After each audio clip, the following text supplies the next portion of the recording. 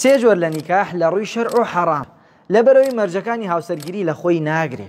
جۆری یەکەمیان نیکاحی مارە بەجاشە، کاتێ ئافرەتێ سێ جار تەلاق ئەدرێت ئیتر دوایەوە هیچ ڕێگەیە نامێنێ بگێتەوە بە پیاوەکەی، ئەچن کۆڵکە مەلایەکە تێرن یان مەلایەکە تێرن کە بە دڵی خۆیان کە مەبلەغێ پارەی پێدەن، ئەتێن دیسانەوە سەر لە نوێ لە یەکتری حەڵاڵیانەکە.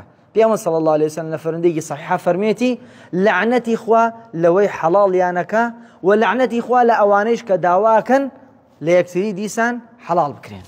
جۆری دووەمیان نیکاحی شیغار، ئێمە پێژین ژن بە ژن. ژن بە ژن خۆشەویستانم لە ڕووی شەرع دروستە ئەگەر بێت و لە کاتی ئاڵۆ گۆڕکردنی کچەکان و ژنەکان مارەیی هەبێ، هەرێکێ و مارەیی خۆی وەربگرێ.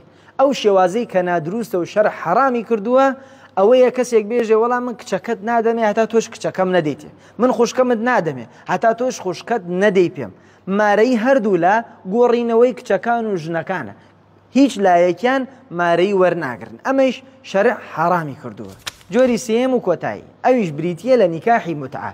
ئەم نیکاحە خۆشەویستانم ڕێکەوتنێکە لە بین ژن و پیاوێک زەواجەکەن لەگەڵ یەکتریە بۆ کاتێکی دیاری کراو، سەعاتێ، مانگێ، ساڵێ، 2 ساڵ لە دوایەوە عەقدەکان هەڵەوەشێننەوە. ئەم نیکاحەش خۆشەویستانم کاتی خۆی کۆن ئەمەرمان صلی الله علیه وسلم وەکو لە بوخاریە هاتووە 3 ڕۆژ ڕێگەی بەم نیکاحەدا، بەڵام لە دوای ئەو 3 ڕۆژە حەرامی کرد.